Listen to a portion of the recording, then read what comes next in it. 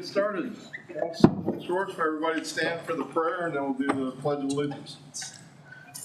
Heavenly Father, as we come together tonight, we ask for wisdom, foresight, and understanding. Please guide our discussions and allow for reasoning and compassion. We ask for the continued intercession of the most blessed Virgin Mary, and we ask for all things through Christ our Lord. Amen. Pledge allegiance to the flag of the United States of America, to the republic for which it stands, one nation, under God, indivisible, with liberty and justice for all.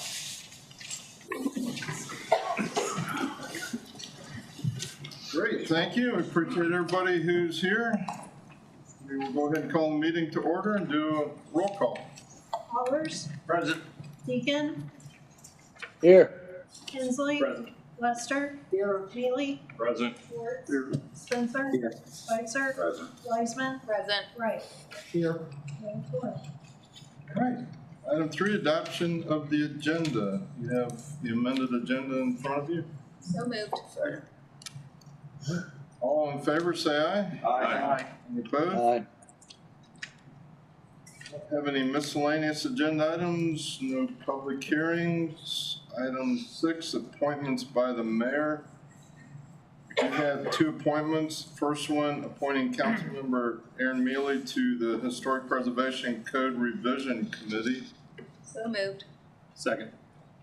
We've got a motion and a second. We'll need a roll call vote on that. Allers. Aye. Deacon. Aye. Kinsley. Aye. Lester. Aye. Mealy. Abstain. Schwartz. Aye. Spencer. Aye. Spicer. Aye. Wiseman. Aye. Wright. Aye. Motion passes. Congratulations. Thanks for being willing to serve on that. Sure. Thank you. Item B is appointing Clint Smith to the MSP Community Improvement District Board of Directors. So moved. Second. Roll call vote on that as well. Deacon. Aye. Kinsley. Aye. Lester. Aye. Mealy. Aye. Schwartz. Aye. Spencer. Aye. Spicer. Aye. Wiseman. Aye. Wright. Aye. Allers. Aye. Motion passes. Again, thanks for being willing to represent the city. Thanks for your time. Item 7, presentation from staff, consultants, and invited guests. We have an update on the Capital Area Rail Terminal. I know Mr. Landwehr challenges us if we don't use the appropriate terms. I'm still trying to get that, but I'm getting better at it. Get there. That's right. Thank you very much for having us today. We just wanted to give you a real quick update on the Capital Area Rail Terminal.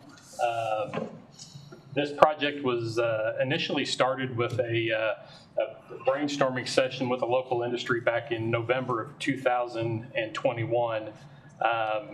As we identified the project, we looked for some grant opportunities and submitted some grant applications in the spring of 2022.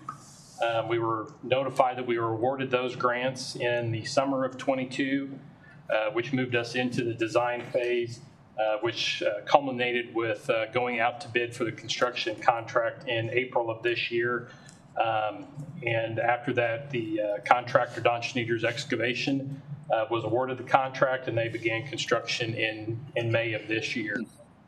That's 18 months from project inception to starting construction, which is lightning fast for a project of that magnitude and that complexity, and that wouldn't be possible without the cooperation of a lot of the partners that we've got on the screen there, particularly Cole County Public Works, of course, the city, JC Rep, and Capital, and then some of the Central Missouri Professional Services, and then some of the funding partners as well.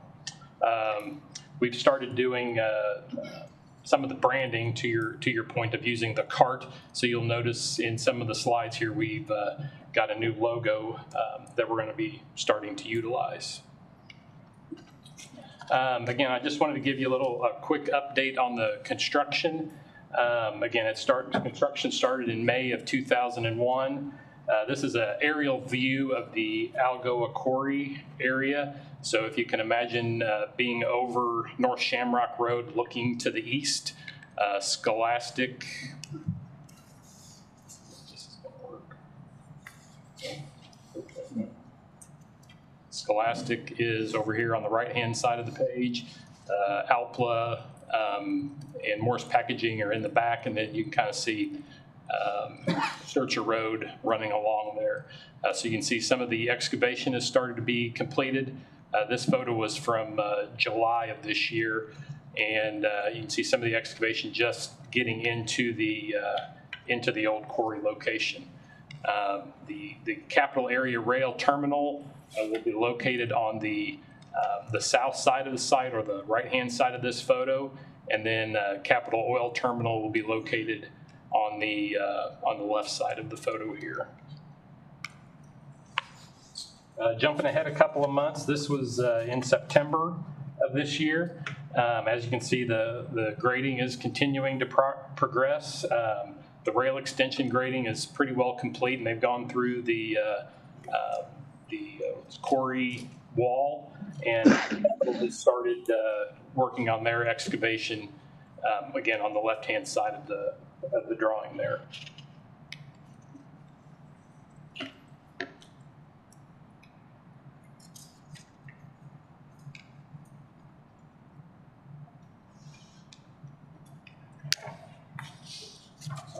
Not flipping. Oh, there we go. 2 minutes.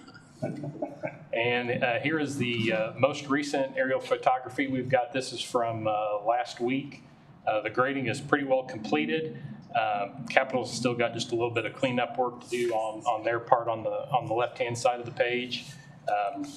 Railroad tracks and railroad ties have started to go down, and the contractors working on some of the utilities and bringing those into the site. Here's a couple of ground level photos. The one on the left-hand side is directly behind Alpla, and this is the start of the new rail extension. Tracks down, and they've started to put the ballast on. Their track machine will be coming in after that to raise the tracks up to its final grade and bring it up to on the ballast. And on the right-hand side is the where we're getting ready to go into the quarry area, and this is the first switch where we go into the actual cart facility. Again, this is scheduled to be completed in December of this year. That's just over 2 years from the initial project completion. Again, Don Schneider's Excavating and their track contractor Railworks has done a great job throughout construction. Haven't had too many hiccups, so everything's gone really well on the construction side of it. So I'll let Eric do a little bit on the actual construction contract itself. So as Paul said, just shy of 2 years ago, this concept started, and at that time, we knew we wanted to put in this project. Wasn't sure exactly what it was going to look like or where it would go or end up. But we knew money was going to be a critical component. We knew that we could probably get some funding from city and county cooperative funds, but we didn't expect that was going to cover the full cost. So to get into that project and see it come to fruition, we had to seek out grants. And grants can be pretty challenging, and it brings with them many other things you got to do to complete them. But the team was very successful in finding grants and actually securing those. So through EDA, we received over $1.5 million. MoDOT freight enhancement was $880,000. And back in September, we were notified that a grant that we had applied for over the summer through USDA for rural development we received. So that was $200,000 right there. So the project, it bid at $4.3 million. We've had some change orders, $285,000 or so, and it'll change a little bit whenever the final product is done. There's always a little overrun and underrun, but it's going to be pretty close to what you see right there. We're getting pretty close to being done. So just shy of $4.6 million is where it stands right now for construction cost. And that change order is roughly 6.5%. Project of that size is pretty reasonable given the things that we added. There was an electrical isolation that we added when we first started the project. We didn't think we were going to need it. The rail contractor suggested that we do it now. It'd be a lot cheaper to do it now than later. So, added that. We had some sewer relocation and then some rock excavation additional. That can be a tricky one to estimate. So all in all, it's actually come out very well. When you look at the percentage of local funds to put into the project compared to what we're getting out of it, a $4.6 million project for less than $2 million local investments, pretty good return. So we feel like we've done very good in that regard. And what's shown here, there's additional funding that has been put into the project through capital in the development agreement we had with them. They contributed they paid for the design of the project and then also donated the property, which was how many? 20 acres. So pretty good amount there as well. That is not really reflected there, but it is an important component to the project. So as we were thinking of how this is going to how this was going to work, we knew that we did not want to be the operator of this. This is really out of our realm of expertise, and an operator needs to be profitable with this, and generally government isn't in the business of being profitable. We want to allow the private sector to do that. And so we knew from the get-go we needed to have an operator run this, and the operator not only would run the rail terminal, but also the whole rail spur. Up to this time, we've kind of owned and managed, the county has owned and managed the spur, but not with any kind of regular activity. It's kind of a maintenance by, we're told by UP you need to do this or that. So been kind of lacking in that regard. This will completely flip the page and get this to where it can be run efficiently. So we issued an RFQ back in January, and that was a component also of the EDA grant that we had to apply for. They wanted to see that this was going to be operated efficiently, and we had to show that. So the RFQ draft was actually included in the packet that we submitted for that grant. So just to tie that up, so we issued an RFQ, selected an operator, and that is Capital Logistics, and that's the Capital company, and they partnered with Watco. That's a nationwide rail operator, short line operator company, as their advisor, technical advisor. So they're a partnership there. We signed an MOU with them back in September. Part of the MOU was to create some promotional things, kind of get this thing going to where whenever the project's done at the end of the year, in January, we're ready to start marketing this and start getting some business generated. So we have an MOU with them. It lines out a few things and puts in place the procedure to actually have a full operating agreement by the first of the year. And we didn't feel like we had enough knowledge on how this was going to play out until we got a little further into the process. So we didn't feel like it was appropriate to have a full operating agreement without knowing a lot of the factors that will contribute to that. So that's what the MOU is for, and then we'll be set first of the year to get a full agreement. And your first agreement will be for a 1-year period. Wait until we see what the business volume is and what the demand is. And then once kind of we get through the first year of operating, then we're looking for a longer term operating agreement. And part of the process that we didn't get into too much in some of the conversations we've had, but Union Pacific is pretty challenging to work with, and that was a big factor in how this thing was going to be developed and ultimately finished and operated. And we're somewhat limited by what their operation is as far as how many cars we can bring into this. And so phase 1 is what we're calling it. There's some limitations on capacity, but we're already working on phase 2, and that'll triple the capacity with some additional siding work near Command Web. So that has already been submitted to UP for their initial preliminary review. Just get that in place to where when it's time to pull the trigger on phase 2 with hopefully some more grants and funding to do that, we'll be ready to go and already have preliminary UP approval. So. Yeah, we'll be looking a lot of those grant opportunities. The applications for those will be coming out in the spring, so we'll be looking to put some grant applications in the spring. Kind of the next steps are, now that we've got getting near the end of construction and the contract operator is in place, the next piece of the puzzle is trying to find the businesses that want to use this. So through that MOU, we were able to start on a marketing effort. Again, part of that effort was developing the logo that you see. We've also secured a website, jccart.org. That website is under construction now, and material is getting added to that. During the grant process, we solicited local businesses for support letters. We had approximately 12 businesses that indicated that they would be interested in this, using this facility. So we're reaching back out to those businesses. We've also identified about 30 other companies in the area that we believe could benefit by using the facility. And we are inviting all of those companies to an event we're holding this Wednesday. We're going to call it the Coffee and Cart, similar to a lunch and learn in the morning. So that's being held at the Capitol Bluffs Event Center. We're going to, JC rep, the county, Capitol, Union Pacific officials are going to be there, basically help businesses understand what CART is and how it may benefit their businesses from a shipping and receiving standpoint. We'll be collecting information from the attendees of that meeting.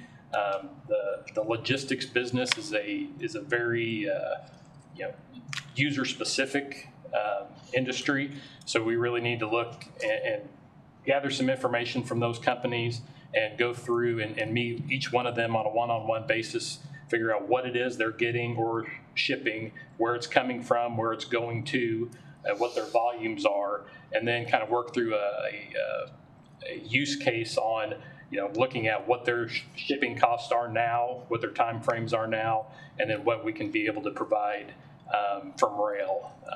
We've done that with at least one industry so far that was we reached out to. They indicated that they're very interested in it. So we've kind of worked through that use case, and the results of that are very encouraging. So again, we think this is a really great project, really beneficial for the for the whole Central Missouri area, and it's a great thing to be a part of. Any questions? Questions? Comments? Well, I know, Landwehr, Mr. Sampson, you guys have put a lot of time and effort on this. As you indicated, it's a city-county project, but the county's really taken the lead. I know our public works has been involved, but I compliment you on taking an idea from the ground up and putting together a really cool project for our community, so thanks. Well, appreciate that, but it's been a full team effort. It has not been one person that's come up with this. It's a good example to use going forward on multiple city-county projects. So. And I know the commissioners have been in full support, so it's always great too. So. All righty. Thank you very much. Thanks for being here. All right, item B, Jefferson City Convention and Visitors Bureau. Ms. Gillespie, if you just identify yourself, should have a document in your packet. Welcome. Welcome, thank you. Diane Gillespie, I'm the director of the Jefferson City Convention Visitors Bureau. Good evening, Mayor and council members. Once again, it's November, so I am here to present our 2024 budget, which you should have in your packet. The document that I was going to start with was the one that's labeled Jefferson City CVB 2023-24 comparison budget. That will kind of let us compare where we were at for the 23 and where we're going for 24. So I'll kind of go over some of the revenues real quickly with you, do some of the highlights on that end of it. Room tax, we're estimating a budget of $620,520. And that is a 20% increase over our 23 budget. And that's based off of our actuals for the last couple years. Going through everything that we've been through, we weren't quite sure where we were at, but numbers are coming in, so we feel pretty confident with that number. The other one is line 4300, the MDT co-op program. That is through the Missouri Division of Tourism. Previous this year, we were able to apply for some additional money that helped us secure our website. So going into 2024, it'll be $84,000 that we have applied for. We will apply again in the spring for 25, so we're not sure what that program will be. It has been a 50-50 match this past year. We're assuming it's going to be the same, but if they get to be generous, it may go to 75-25. The other item is 4550, which is our prison tour ticket sales. We have an increase of 10%, so our budget would be $614,790. So that gives us a total of $1,489,635, which is 11% increase over the 23 budget.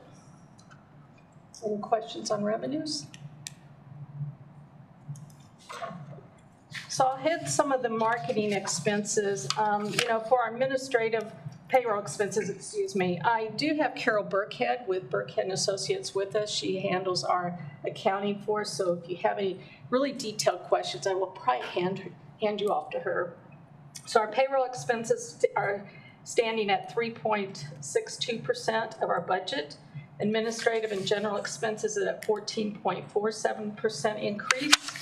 And our marketing expenses, which is probably the most important for us, some of the highlights on that one, we have adjusted our promotional items.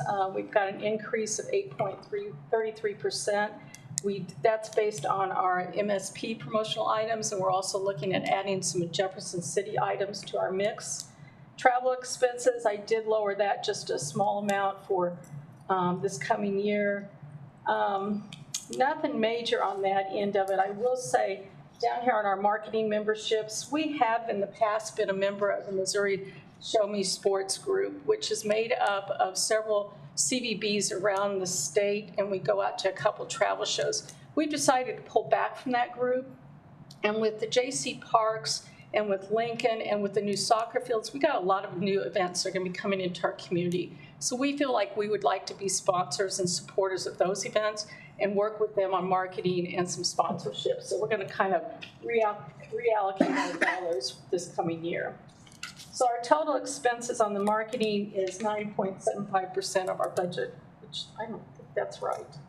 That's an increase. Sorry about that. So it's $852,216. And I think that is actually, for our marketing budget is, I'll give you this revenue dollars. It's 57% of our budget goes toward marketing. Any questions? It's got to be at least one. Outstanding. Okay, we're good. You doing? Good. Thank you, and we appreciate your all support in what we do, and have a very committed team that is willing to support the community and get out there and promote and bring some visitors to our city. Any questions? Okay, thank you, guys. Okay. Councilwoman Wiseman. I move to approve. Thank you. Second. We have a motion and a second. We will do a roll call vote. Hensley. Aye. Lester. Aye. Neely. Aye. Schwartz. Aye. Spencer. Aye. Spicer. Aye. Wiseman. Aye. Wright. Aye. Allers. Aye. Deacon. Motion passes. All right, thanks. Sorry, I was muted. All right, thanks again for being here with us. Takes us to item C, financial update. Ms. Perry, there's some documents in your packet as well. Documents in the packet. The first one that you have is the revenue model report. This is through the end of September, so this does not reflect the close of the fiscal year at this point. At this point, sales and use tax, so far year to date, the projected over is $540,911. These are all things that we've talked about in previous meetings, and if we could go on to the detailed pages, we'll get into some of the more under projected items. The second page, you can see that in the franchise and utility tax, we continue to have a shortage on the telephone and cell phone. We have made modifications for that in FY24 to hopefully bring that back into alignment. We get down into the charges for services. We do have some shortages on our labor chargebacks that we do. We've made modifications for those in FY24 as well. In fees and licenses, we've talked about building construction fees in the past. There continues to be a shortage there of almost $94,000. On to the next page. Really nothing of note here, but essentially it does show that as of the end of September, we have collected or anticipate collections of $1,587,559 above what our revenue projections were for FY23. The next report that you have is the sales tax report, and these are collections that came in October, but they are for August of 23, so we will have 2 more periods that we will collect and recognize in the prior fiscal year. Under collections in the current period of $84,251 in the general fund, but year to date we have over collected $540,911. And that trend is reflective in the others as well, the half-cent capital improvement, the half-cent parks, and then also the public safety tax. All of those were under collected based on projections for the August timeframe. We will have 2 more months in each of those. And the last report that you have is the fund balance report. And this has not changed since we've spoken of it previously. I am still continuing to carry a pending potential supplemental appropriation for self-funded health insurance. At the end of September, it was $1.5 million. Keep in mind that the estimated ending fund balance percent of adopted budget here at 11.61% is less than the 17% that's outlined in our financial policies. But this estimation does not take into account any revenues that have been over-collected and any expenses that will remain unspent at the end of the fiscal year. So we do anticipate bringing that fund balance percentage up to a fairly close number to our 17%. We're not guaranteeing the 17, but we think we'll get close. I'd be happy to answer any questions. Any questions for Mr. Perry? All right. Great report. Thank you. Takes us to announcements by mayor, council, and staff. Admin committee, anything? Our next meeting is December 6th. Would you like to put that in your calendar? Whose calendar? I'm having problems with the calendar, so December 6th at 7:30 a.m. It's right after December the 5th. They love you, Jim. Finance committee? I am not expecting that we will have our normally scheduled November meetings. I know you guys have been keeping up on the activities, so thanks. Public safety. November 30th, 7:30 in the police training room. And public works. We'll be meeting this week, November 9th at 7:30 here in the council chambers. All right. Councilman Schwartz, did you have an item? Yeah, I hate to put either Clint or Matt on the spot, but could one of you two just give us a very, very brief update on how the opening of the compost went this weekend? Yeah, I'd be happy to. So we were open this weekend for kind of first weekend of receiving yard waste, Saturday morning 8 a.m. And so between the 2 days, I think we had about 230 visitors. I did attend Saturdays, and we didn't notice any particular backups of the site. Seemed to work okay. So I think for the time being, I'd say it's operating as good as we could have hoped. So we continue to monitor that, but I think most individuals that came to the site seemed to feel like it was operating in a sufficient manner. So I'm happy with that, as long as it's sufficient for what we need right now. Councilman Spencer? Follow up on that. I stopped by there, was watching some of the traffic go in and out, and I just want to thank you and your staff for getting this thing up and running in really such a short amount of time. And I know it's not ideal, what's been used in the past, but your staff was professional, courteous. I know we generally don't want to promote this, but even assisting some of our elderly folks that visited the site. And again, they went above and beyond what was asked or required. So please forward that on to those folks because they did a tremendous job. I appreciate that, and a lot of the staff, or all the staff who are working as public works staff, and that they did do an exceptional job. And there was some assistance in unloading materials, although I can't guarantee that will be service provided at every time. But I would point out we're probably going to end up having one additional staff person that I mentioned before. So to make sure that the number, if the number starts decreasing, maybe we pull back, but we'll make modifications as we go. Thank you. Councilman Lester? Yes, I was there Sunday about 10:30, and it's only there about 15 minutes, and there must have been 10 or more cars or vehicles that came through, trucks and unloading, and yeah, it seemed to be working very smoothly, and I just want to thank staff doing an excellent job.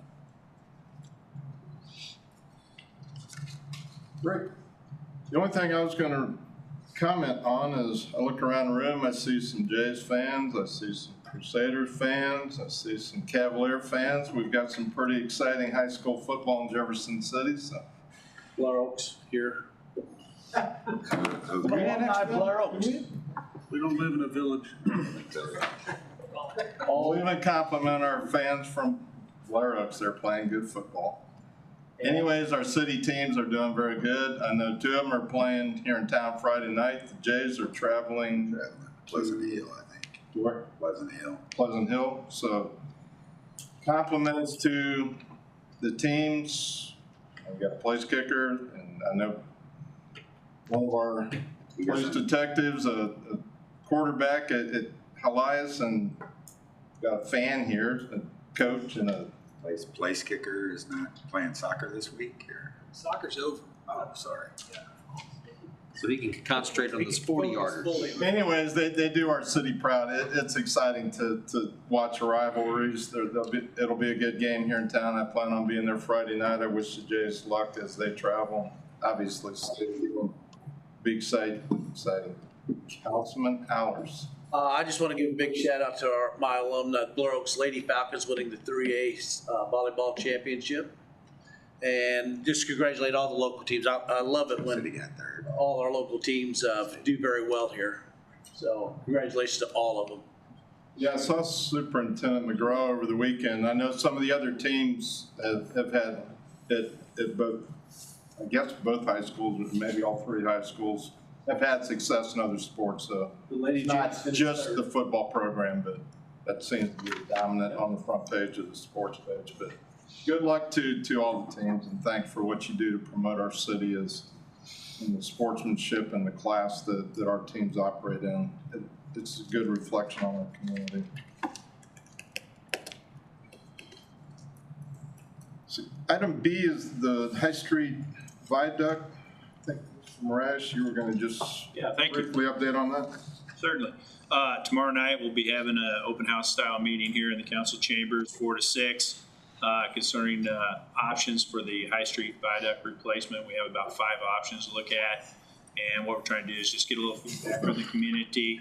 We'll bring that on to Public Works hopefully this Thursday, depending on the amount of feedback and things like that, but we'll be discussing it as well on Thursday with the committee. Eventually the council will select an option to pursue.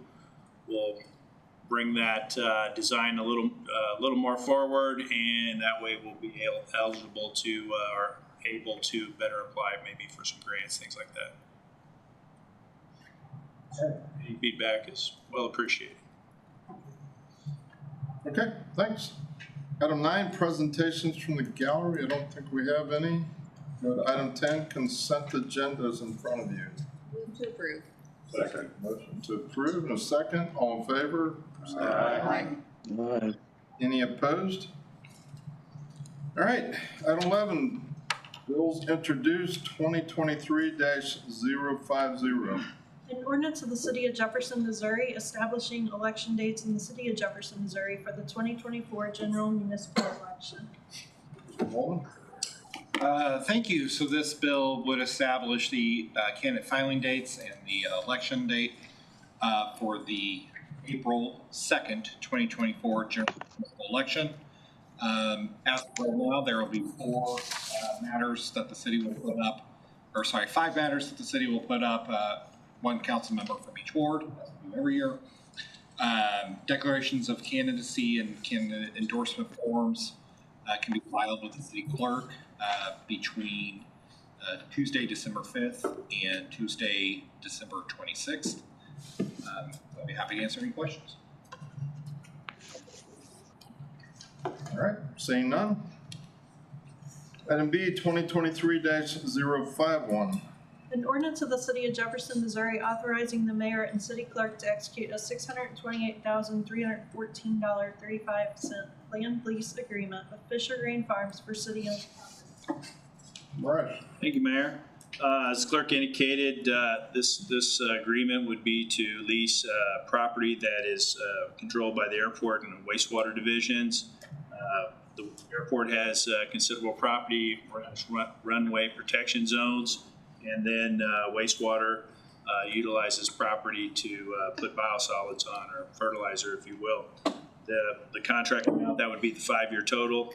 That's about a little over $125,000 a year. Fisher's held the contract for the last many years, and they're directly located adjacent to these properties. Be happy to answer any questions. Seeing none, we'll move on to item C, 2023-052. An ordinance of the City of Jefferson, Missouri adjusting the budget of the City of Jefferson, Missouri by reallocating existing funds within the general fund. Ms. Perry? Mr. Mayor, in fiscal year 21, the City of Jefferson accepted an EDA grant that required $1 million in matching funds. Council approved this $1 million to be transferred from sales tax G to cover the matching. At this point, the EDA grant has been terminated, and staff is requesting that you give us the authority to reallocate the matching funds to the community revitalization grant.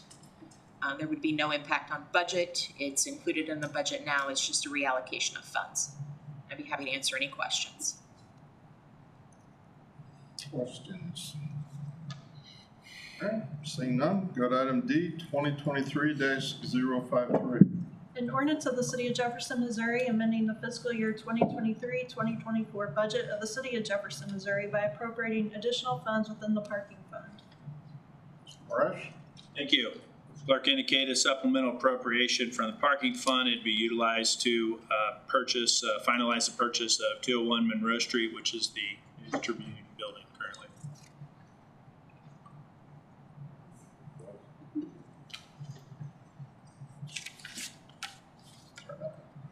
Any questions, comments?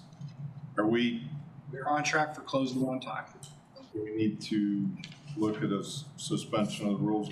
We've got. No, we don't need these funds until the 30th, so we can proceed under normal course. Okay.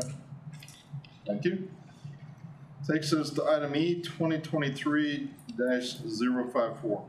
An ordinance of the City of Jefferson, Missouri authorizing the mayor and city clerk to execute a grant agreement with MoDOT for public transit operating assistance. Thank you. And we're also like to request if the council could suspend the rules and approve this tonight due to some timeframes we're trying to meet with our MoDOT grant agreement for this project.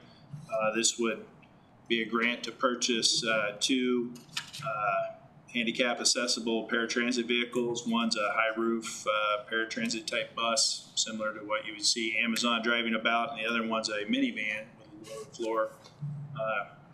They'll replace 2 existing vehicles that we have in our fleet that are both quite old and over 200,000 miles on them.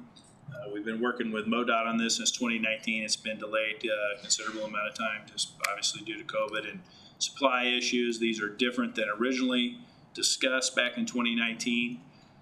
The total project's $161,000. The federal share would be about $128,800. And then the local share from the transit CIP matching is $32,200 to get vehicles. Councilman Spencer. I would ask that we suspend rules to proceed with this request from Alderman, please. Seeing no opposition. 2023-054. An ordinance of the City of Jefferson, Missouri, authorizing the mayor and city clerk to execute a grant agreement with MoDOT for public transit operating systems. Any final thoughts, comments, questions? All right, do a roll call vote. Lester? Aye. Neely? Aye. Schwartz? Aye. Spencer? Aye. Spicer? Aye. Wiseman? Aye. Wright? Allers? Aye. Deacon? Aye. Hensley? Aye. Bill passes. All right, takes us to item 12, bills pending 2023-048. An ordinance amending Chapter 29 sewers and sewage disposal of the Code of the City of Jefferson, Missouri by adding definitions and adding maintenance of public sewers. Keep your business tonight, Mr. Marash. Thank you. Chapter 29 modification, just some cleanup language and some additions to clarify that the sewer main is the responsibility of the cities to maintain, and we'll be reaching out to some of our contractors to let them know that if they do experience issues that are related to the main, please call us and we'll be glad to assist them in working on the mains. Questions? Councilman Lester. When we do a change like this, what is our outreach to let the public know or let the? Yeah, we have a plumbing group that we deal with quite often. Typically, they're pretty aware of it, but we also have some drain cleaners that aren't licensed plumbers, so those are the ones we're focusing on. So this is kind of a one-off deal. We've had some issues here recently where maybe property owners were being billed for clogs in the sewer main next to somebody's house. I think one was in your neighborhood actually that resulted in some issues from a drain cleaner, and they really shouldn't have been doing what they were doing and then charge the resident anyway. So we would clarify that we are responsible for that and would be. Another thing is we find occasionally somebody's left something in the sewer that could cause future clogs. We don't want that either, so we're just trying to beef up the code a little bit. So the drain cleaner service providers, somehow you'll. Yeah, we'll try to get in a hold of those folks.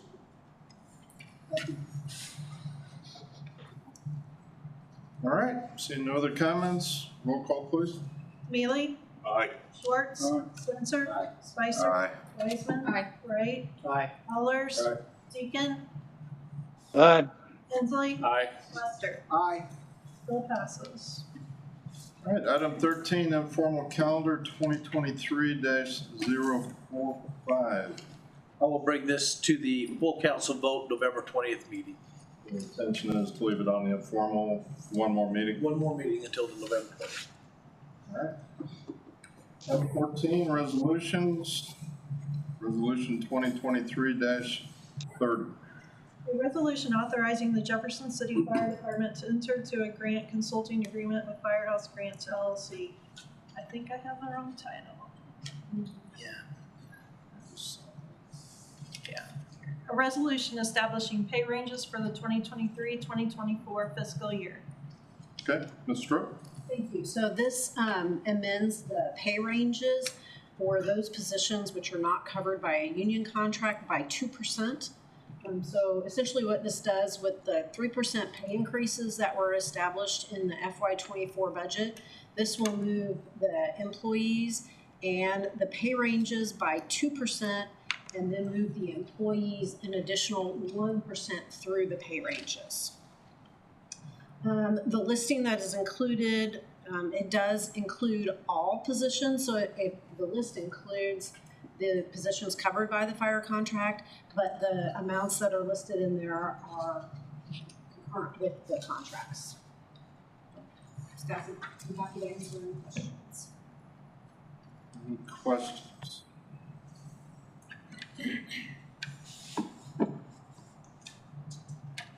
Oh, I'm sorry, I moved to approve. Second. All right, we have a motion and a second to push resolution 2023-30 forward. Seeing no other comments, roll call please. Schwartz. Spencer. Aye. Spicer. Wiseman. Wright. Aye. Allers. Deacon. Aye. Hensley. Aye. Lester. Aye. Mealy. Aye. Resolution's adopted. Okay, I don't think we have anything on item 15, presentations from the gallery. Item 16. Item 17, you do have the closed session minutes. Action on those. I moved to approve. Second. Motion and a second. Roll call please. Spencer. Aye. Spicer. Aye. Wiseman. Wright. Aye. Allers. Deacon. Aye. Hensley. Aye. Lester. Aye. Mealy. Aye. Schwartz. Motion passes. All right, no new business, no unfinished business, so we'll allow our clerk to read. The chair will entertain a motion to adjourn the public session and pursuant to section 16021 of the revised statutes of Missouri, go into closed session to discuss the following: attorney-client privilege, section 610021, subsection. Adjourn and then go. Second. Second, we'll put the roll call vote. Spicer. Aye. Wiseman. Wright. Aye. Allers. Aye. Deacon. Aye. Hensley. Aye. Lester. Aye. Mealy. Schwartz. Spencer. Aye. Motion carries. I'll take just a couple minutes, move across the hall, try to keep going. Thank you very much.